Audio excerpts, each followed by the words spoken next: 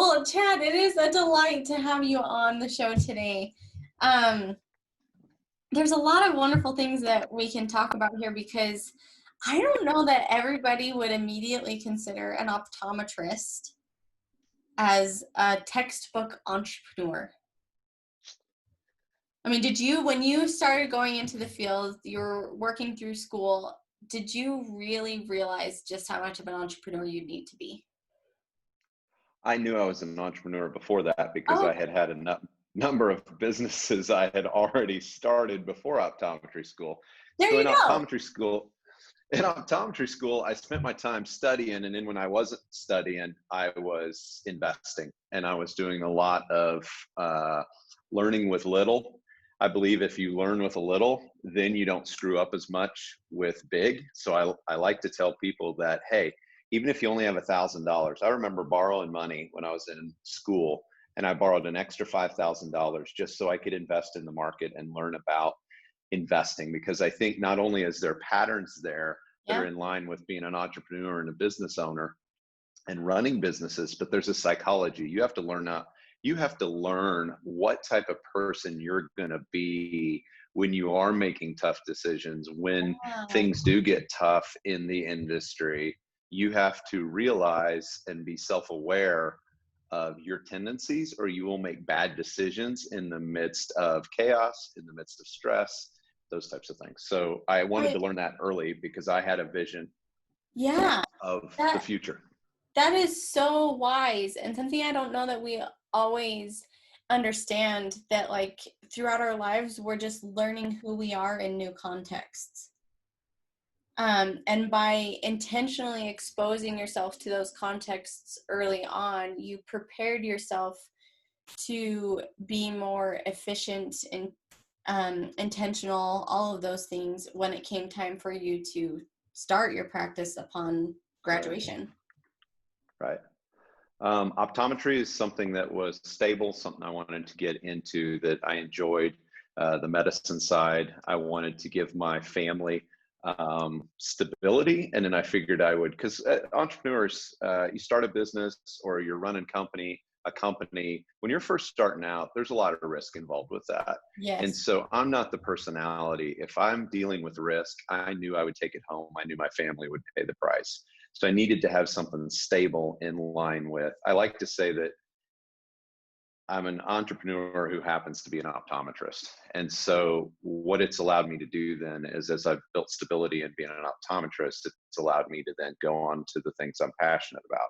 Because the older we get, our drive becomes less and less about, potentially financial things or these goals, and it becomes more of quality of life. It becomes more of who we're doing the business with. Yeah. That's a big thing for me now. I may take a less, I may take a venture that's maybe less fruitful, but I'm doing it with somebody who I really enjoy. And so for me, that is a piece of my values that it speaks to me. And so that's tends to be directions that I head. So how many years have you been an optometrist, or an entrepreneur slash optometrist? You can just call me an optometrist. I've been there. I've been an optometrist for 17 years. Okay, so in that context, with what you were just saying about how, you're in the business longer, your perception of entrepreneurship might change a little bit. What advice might you have to offer to budding entrepreneurs, especially now amidst this economic downturn that we have, where more and more people probably will, be considering some form of entrepreneurship? What advice do you have to them in terms of starting on that road and balancing those things in the beginning? Or how can you? Or is there just a level of investment you have to give up front where it's just heavy? I think that the hustle is in, you need to have a regular job bringing in money. You've got to take care of your responsibilities. Obviously, if you're single, you can take a lot more risk at what you make and then putting all your time and energy into your hustle to become your business. I think if you you know, whether you're married, whether you have a significant other, potentially family, you've got to take that and put that as first priority. So that may mean that your hours that you're working, you may be working 60, 70 hours a week. 40 of those hours is in a regular job. And it might be you spend time with the kids. I'm a big fan, but you got to prioritize. Kids, you know, might be from 6 o'clock to 8 o'clock. Don't touch work. You're with your kids, you're present, because I think a lot of our society's fallen apart because of lack of fathers. And you got to be there to be a father first, and then put them to bed. Then at 8 o'clock to 11 o'clock, you can bust it out for your business. But that's how you get it down the road. And that's where the payoff is. And I think a lot of people too need to assess, do you have, and I stole this from a podcaster that I enjoy, but do you have a hobby or do you have a business? And I think you've got to be real about that, because I see too many entrepreneurs that are like, or people who they want to start a business, but the numbers aren't there. The finances aren't there. It doesn't make sense. And so you got to continually be fishing. You got to continually be testing the waters. You don't just jump into something because you love it. If it can't make money, it's not a business. It's your hobby. Make sure it makes money. Yeah, 100%. There's, and I'm trying to remember exactly what this Venn diagram looks like, but a pretty well-known Venn diagram of like, I think 3 circles, where it's like, what are you good at? What brings you joy, and what can make you money, and finding the crossover between the 3. Yeah, that's good, Casey. I actually early on went to professional counseling. And what that did was that helped identify what my values were. And then that became my destination. Because if you make it about money, you're, you're not going to be fulfilled, because money cannot bring happiness. It can make things maybe a little easier, Yeah. those things, but you got to find out truly what your values are, and then base your decisions on your values. And if you're going to start a business, you need to know where you're headed, not to just make it through the economic downturn. That's not a good reason to just start a business. 100%. It's got to be for more than that. And if you're unsure, get a job doing something until you're sure of that. But I like, again, if I was a fund manager, and if I did go on Wall Street like I thought about doing, I'd be a hedge fund manager, because hedging, you've always got a hedge. You've got great stories out of guys and gals who have been entrepreneurs, and they have taken a company and built it up to a multi-million-dollar, billion-dollar company. And that was their one shot wonder. That doesn't happen. What is it, like 70% of businesses fail within the first year or two? I don't know the exact statistic. But you need to be real careful because that's the oddity that you're going to start out, and you're just going to hit it big. Well, I think maybe a statistic that I also heard, I want to say it was this week, to maybe balance that one out that you just said and still provide hope, is that your first attempt, like you said, might fail at that rate, but your second, your likelihood of success doubles. So though your first attempt, the likelihood of success might have been 15 to 20%, it may double up to 30% the next time, because of the lessons you learned. And it's so important, as in that respect, to move forward, to just jump in. Even though failure might be an inevitable thing, there's no way you could maybe reach that second success without the first. You have to fail, Casey. I mean, that's one of the things. If I was to tell somebody just take home points, you've got to make the first step. And then if you fail in that, you're that much closer, because you're going to learn from that with your second attempts and with your third attempts. Because we can sit here and I can tell you all the different failures I've had that have made me better at making good decisions down the road, or where I have lost money and it turned into better decisions down the road. And that's why the people that I go into business with is huge. Yeah. People makes a big difference. So no, that's a great point. So yeah, if you're just starting out, you're most likely going to fail your first one. Don't give up. Yeah. That's the thing of an entrepreneur. Entrepreneur never gives up. There's always a chance. My first boss out of college always said, fail fast, fail hard. And I love that, because he so encouraged me to find areas in which to fail. Do it quick, and just, break your teeth in the process because you've just like hit the ground so hard in your epic fail, but you're going to recover so well because you're like, whoa, I totally over rotated, or, you know, whatever, if we're going to go with a falling metaphor there. No, that's great. Failing is good, but that's why when you're doing that, you're hedging. So if you're trying to start this up, probably advice that I would have is that's not your sole income. You're going to do something on the side to at least be making some sort of income with the plans of transitioning out of that. And I think that's where you have the freedom to fail, because a lot of people make bad decisions because they don't feel like they have the freedom to fail. Yeah. And you need to buy yourself the freedom to fail. Yeah. Well, and even to that point, right? Like if you don't have that freedom, if you're in such a place where failure brings too much worry, anxiety, or stress, you can't think straight. You're not able to do what you need to do to learn from those failures. Yeah. Yeah. Anyway. That's good. Well, so you've been an optometrist for 17 years, but also, you know, you sought out a degree specific to that education, that profession, but you've, as an individual, on the side, your self-education has been a lot around business. Yeah. What have been some of the early on, maybe some of your biggest takeaways? Because those degrees don't necessarily provide you with business classes as well, right? And it can be hard to learn how to run a business. And I mentioned this earlier when you and I were chatting, but I have a good friend who kind of teases or pokes fun at the idea of there being an entrepreneurial track within an MBA, because he's like, just go start a business. You'll figure it out. But there's Yeah, a lot of that's the key. self-education there.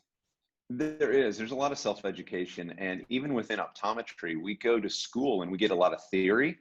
And I think in MBA you get a lot of theory, but you've got to have the practical side, and you've Yeah. got to understand. You've got to have the street smarts. And I think what your friend is saying is you're going to have to learn. And if you're the type of individual who has a growth mindset, who's a constant learner, you're going to go out there, and as you are not succeeding, you're going to go home that night and you're going to read about books. You're going to read as you're going through it. And that's going to resonate more for you than sitting in classes. And I have nothing negative on an MBA. The reason I didn't head towards the MBA is I was busy in optometry school. Yeah. And then things just kind of fell into place with the other. But I think there's a lot of the practical aspect. Don't let an MBA hold you back. Yeah. I would hold you back from getting started, from taking the risk. And like your friend said, you learn a lot along the way, practically, because you know as well as I do, if you got skin in the game, it changes the way you respond, you react, you make decisions. Right. And there's almost this natural and even a level of urgency to learn those things that isn't there if you're maybe a part of an official program education system. Yeah. If you're looking to go and be hired by somebody, and that's really important to have on your CV, then maybe as far as getting an MBA. But if you are looking to start a small business, if you're looking to join a small business, I think that's a big deal too, is there's a lot of opportunities for entrepreneurs that isn't a cold start.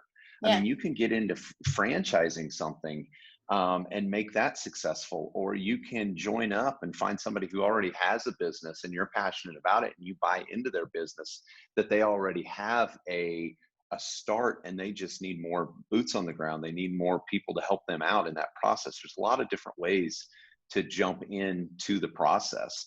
And you also, I wouldn't go it alone if you can avoid that. One of the best things I did getting into commercial real estate was with a buddy of mine that knew more about it than I did. And so we decided, hey, let's do this together. And I said, hey, you definitely have the advantage in this. And he goes, hey, we'll learn along the way. And so those types of things, learn small, can really make a difference down the road. And you don't Yeah. have to have a lot of money to get started either. Oh, can you say that again? The last part? You don't Yeah. have to have a lot of money to get started. You can I you can get you can get started in less than what your house costs easily. You can go and buy a bit. You just have to look around. One of my first investments in real estate wasn't even in the town that I'm in because the real estate was too high in the town I was in. So we looked outside of that and got into something I would not get into now. But at the time, it was a piece of commercial real estate that was in a small town, and it was, the cost of it was minimal, and so we were able to invest in that and at least get started with making a couple $100 and learning the process. And learn, that's the big, you got to learn the process. You've got, again, like we've talked about, you've got to fail, and in doing that you want to fail with really small things. So if you can go buy a building that's $85,000, $100,000, and you can meet up with somebody and you both bring 50,000 into the game. Yeah, you're not in the middle of LA, but there's a lot of places throughout the United States that look outside your city and maybe look 45 minutes outside the city, and all of a sudden you've got a great buying opportunity. No, you're not going to get the strip mall for 200 or $300 million down the road, but you might pick up a really small place that has, you rent out to a small town. That's how you learn. I don't think my jaw closed that whole time since you said like you don't have to have a lot of money. I don't know about like maybe all of our listeners, but I think that is a misconception I've been operating off of, especially when it comes to real estate. And you have so many people like, oh, I'm embarrassed now, author of Rich Dad, Poor Dad. Guy Kawasaki. Thank you, who is huge Yeah. on investing in real Yeah. estate. Um, Even Grant Cardone, big sales guy, real estate, Yeah. And again, that I would say like optometry maybe isn't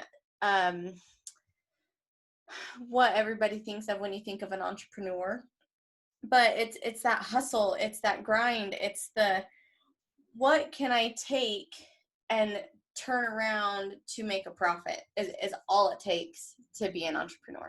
You're always looking for opportunities. So optometry is a platform for me. Yeah. It's my stability, but you're always looking for opportunities. And I would tend to steer a little away from like a Guy Kawasaki, kind of this big real estate guys are always like, they're funneling in all their efforts to, one lane, and they just run in that lane.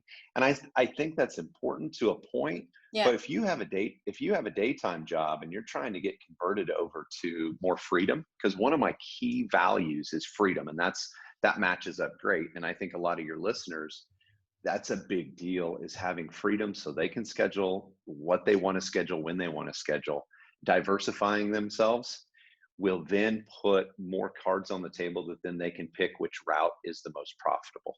So I think a lot of people try and head down one direction. So for me, it was commercial real estate, it was software startup, it was optometry, it was some of the things earlier on, the investment part of things, small business, an auto body shop, just yeah. Wow. Don't ask me about that direction. Um, that's one of those you just learn. You learn along the way, and you don't say no to something. You invest in interest. You don't have to say until you sign on the dotted line. You're learning. And so the cost of an education is you may say yes to your friend who comes up and says, "Hey, I think I want to start a bakery. You want to start a bakery with me?" Absolutely. So you get started, you learn. You may not sign on the dotted line and actually start the bakery, but you got to learn. You don't know. So diversity, your listeners early on, I think experts tend to point you in the direction that they were successful in. And there's so many different areas you can be successful in. I love, love, love that call out. And I do want to, before we maybe go down that path, revisit values, because you've said that a couple of times now. I don't know. I'd love to hear how you really realize what your personal values are. I think sometimes we think we know what they are.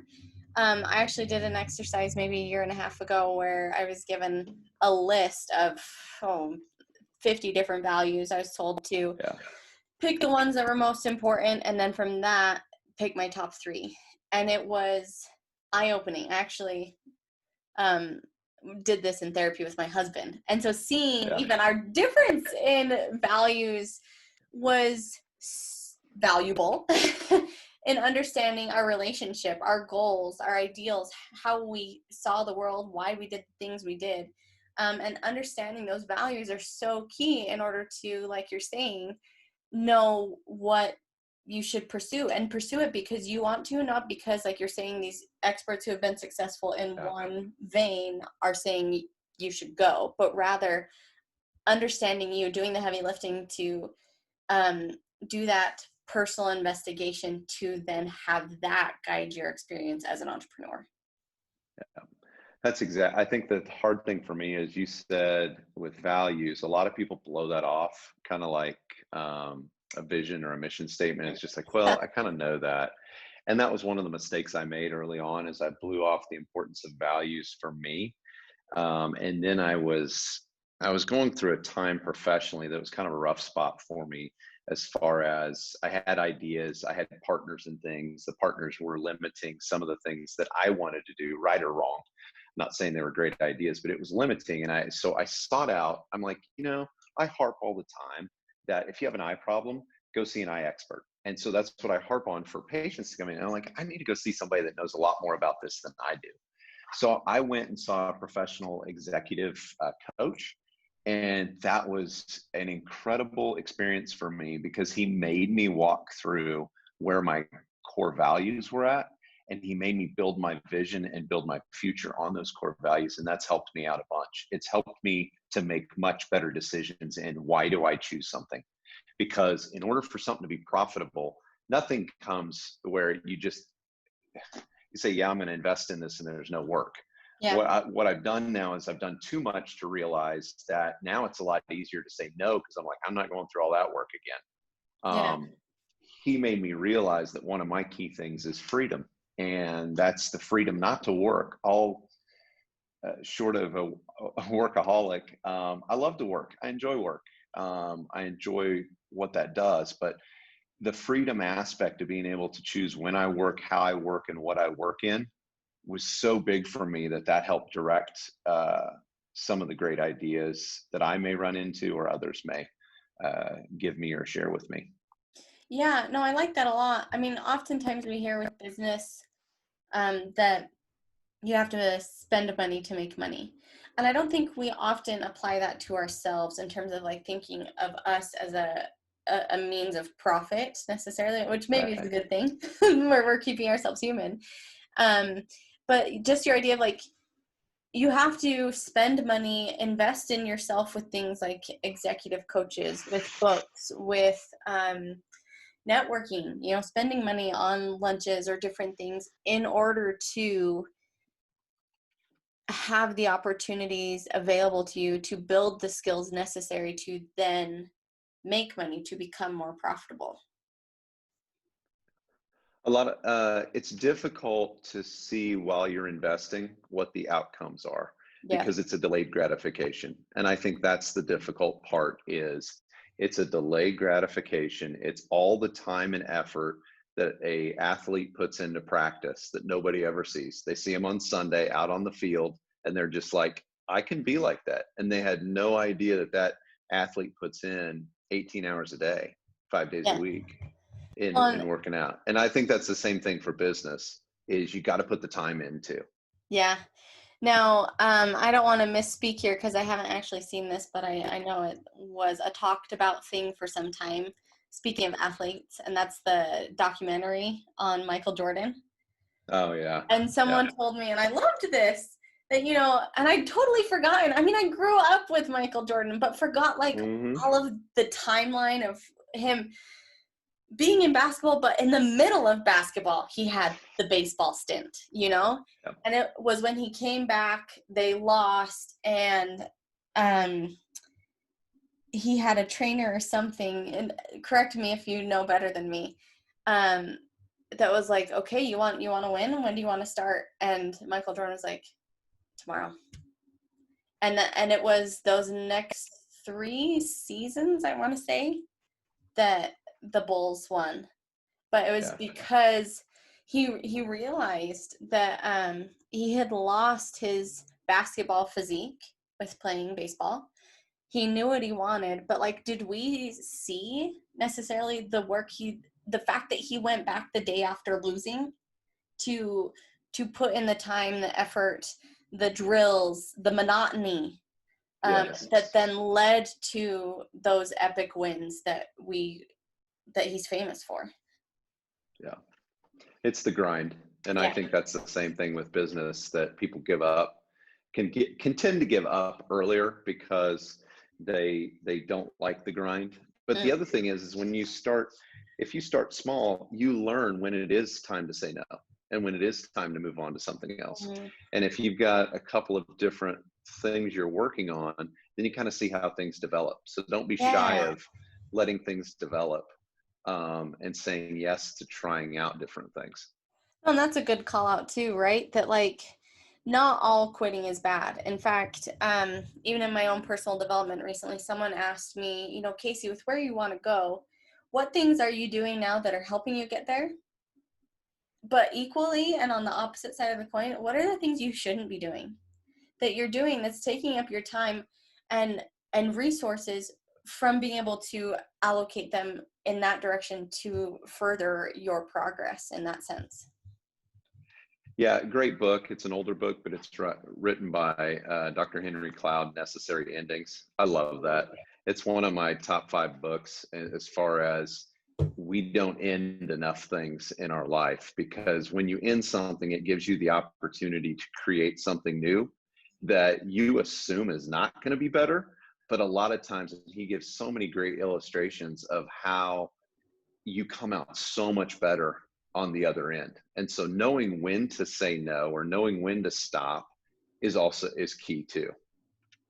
Yes, and I've referenced this before, but I mean, even Warren Buffett is famous for this exercise of having you list out all of the things you want to do in your life, which can be funny, like, oh, this, that, the other. You're making this bucket list and you get so excited. Yeah.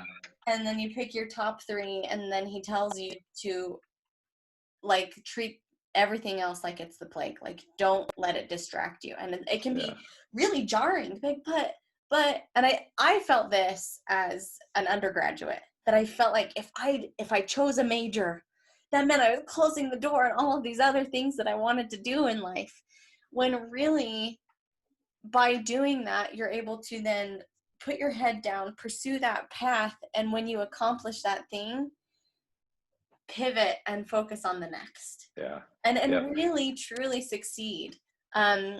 We've also got Ron Swanson, who was famous for saying, I whole ass one thing, I don't half ass 2 things. If we have some Parks and Rec fans on Yeah. the show, but yeah, Necessary Endings. I have not read that one. I just put that one on my list.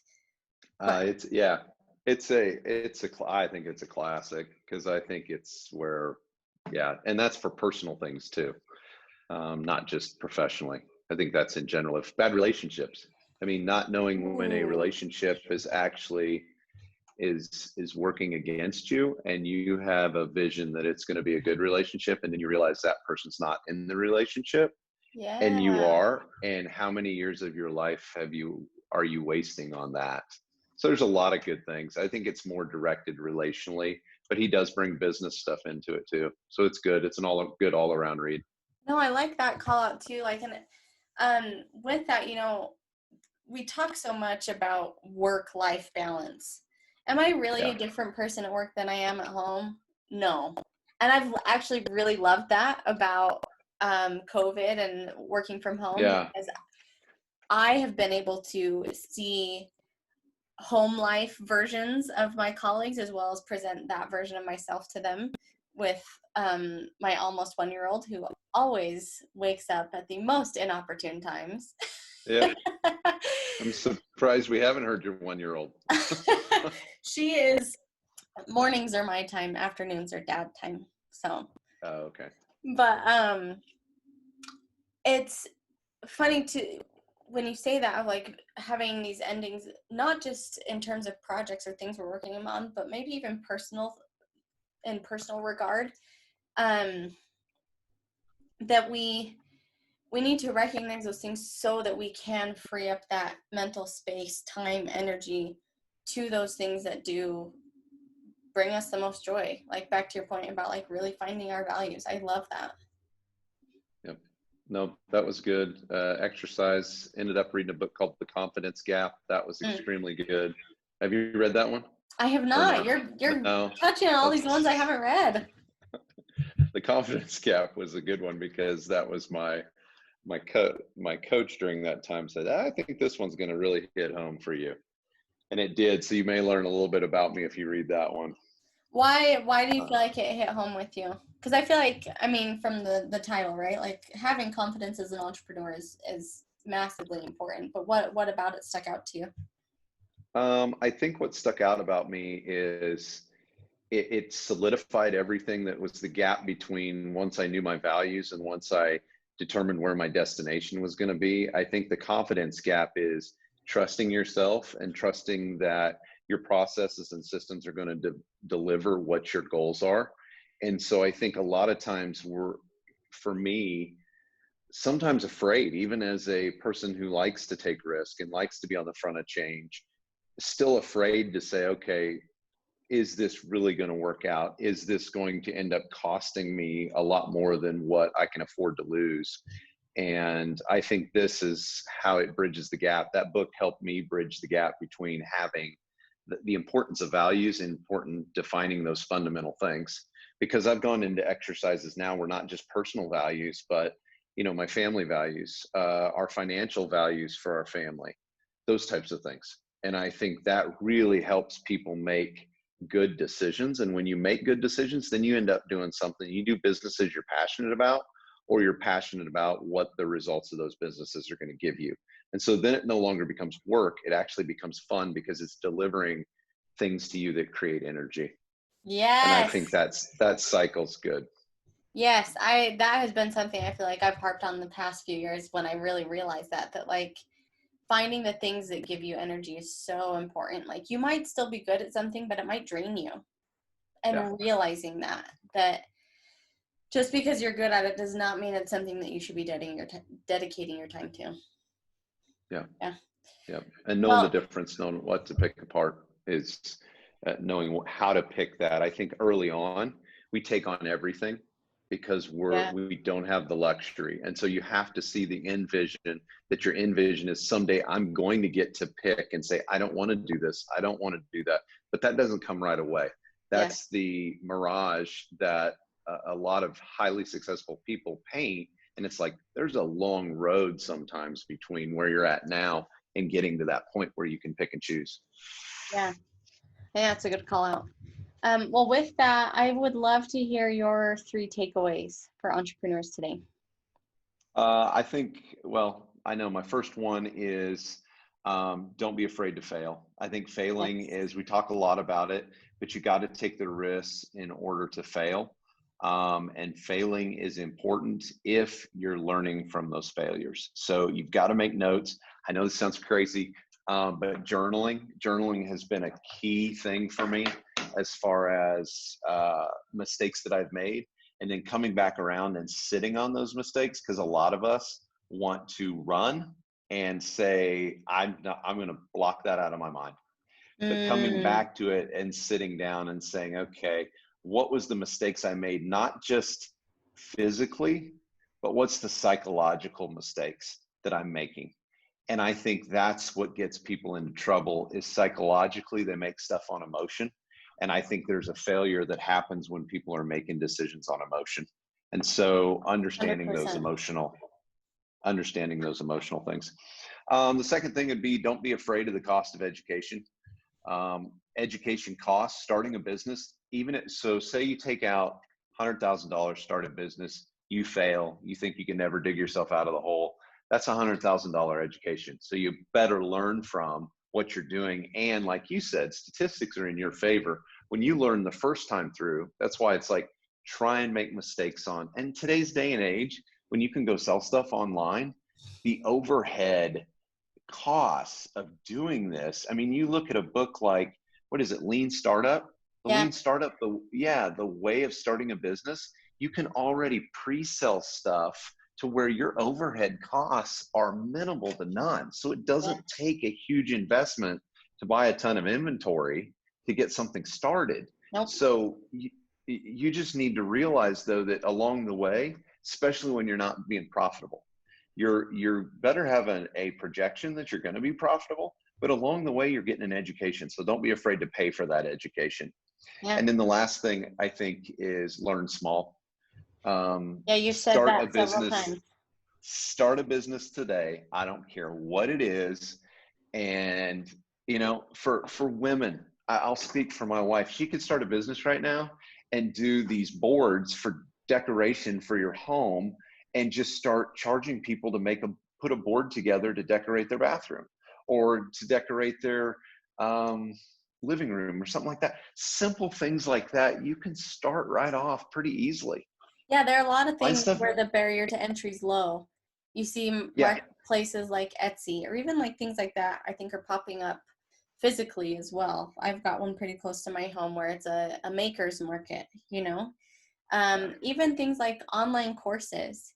When you have knowledge, you would be surprised at how many people want to hear from what you have to learn. And the barrier to entry there is also really low. Yeah. Yep. That is excellent. I think that's the biggest thing is you're going to learn. Don't quit your day job to get things started. If you don't have a day job, now's a great opportunity. And don't worry about what they pay you. I think that's a mistake. People don't jump into things because they're worried that, well, you know, before COVID hit, I was worth $30 an hour. Now they're only offering $15 an hour. Big deal. That's not going to kill. I hire people all the time. That's not going to kill your credibility. It's just going to allow you to get out there and continue to learn. So learn in the area you're interested in. And it helps soften the blow of risk, especially if you're highly risk averse, like you're saying. Like it gives you that little bit of a cushion. It may not be as much as you were making before, but it at least provides table stakes to make sure that you're okay. Yeah. That's a great point. And it helps you try and get something in what you want to be successful in. So if you want to, I don't know why I said a bakery before, but if you want to own a bakery, go get a job at a bakery. You'll see more there and you'll learn more about that. That's probably one of the things that's helped me. We go back to optometry and running a business. Before I got into school, I worked in an optometrist office and I learned the front end of that. So the patient experience, the customer experience was huge. Yeah. Well, Chad, you gave me a lot of things to chew on that I will be ruminating over for quite some time, I think. So I really appreciate your time. Well, it was fun. Thanks, Casey, for the opportunity, and enjoyed just hanging out with you and having a little discussion about business. Yeah, it was fun. Okay, good to talk. Yeah. Thanks.